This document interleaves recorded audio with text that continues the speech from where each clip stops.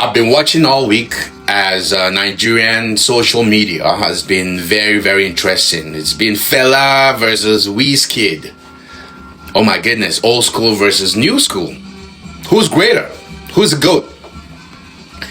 See, and it's just very interesting. I don't even think that's the real conversation we should be having. But it is what it is. This is what this is how they roll today. Because while we're here fighting over culture, and hey man, Nigeria is bleeding quietly, and we're missing the point. See, let's slow this down for a second, just for a split second. We can celebrate Wizkid, right? No debate. King, global superstar, Afrobeat ambassador, one of the biggest African artists to ever do it, period. But here's where we keep missing the point though. Wizkid didn't create a movement.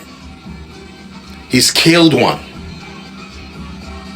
And that's not an insult, because we can't even have a conversation. It's just the context to it. Okay, let's talk about Fela for a second. Fela changed his name from Ransom Kuti to Anikulapo Kuti because he will never die. We're still talking about him, right? He didn't just make music. He built a weapon. So Afrobeat, the genre which he created, wasn't entertainment first. It was as a means of resistance. So if you don't, history, Fela left Nigeria, went to America, got exposed to Black Power through, Black Panther, met a few people there. There was civil rights, basically radical thinking. That trip changed him. He came back to Nigeria with self-discovery, not club. I got introduced to Fela through my dad, who was also was a lecturer at the time. So with purpose and not vibe, Fela returned with a different type of music. It wasn't neutral. It was specifically designed to confront power, not please it. So Fela paved the way, right, for a lot of activism we see. You can mention the likes of Fela with Patrice Mulumba, Nkrumah, in many ways. And here's how, he was arrested, he was beaten, his mother thrown from a window, guys. He didn't stop. Talk about stubborn. He didn't stop, man. He didn't stop because Fela understood something with forever. You've somehow forgotten. See, culture is not just for escapism. It's not our escape. It's also a means for pressure. Because now, fast forward till today now. Okay? Nigeria has a lot going on. The last week also in Kaduna communities, it wasn't talked about much, but a whole community lost, people were kidnapped, lives are lost. And what are we trending? Celebrity takes, online beef, chasing cloud conversations here and there. We treat tragedy like background noise, to be honest, because distraction is always way easier than that discomfort that we need sometimes to get things done. Then something interesting happens. I Show Speed, the young 21 kid from the US, is all over Africa, and through streaming, through chaos, through curiosity and ignorance, he ends up educating millions of people about African cultures. See what the kid is doing? Not through policy, not through speeches. He's using his platform through attention. And suddenly, the world is paying attention. The world is learning about the diversity of the world. Like the information they never heard about Africa, they're learning about it. And here's the uncomfortable question.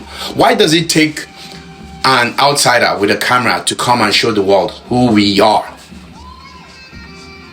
Why are we on our own platforms? We're full of embarrassment. I watch as a bunch of celebrities were tumbling over themselves just to go and meet this 21-year-old kid.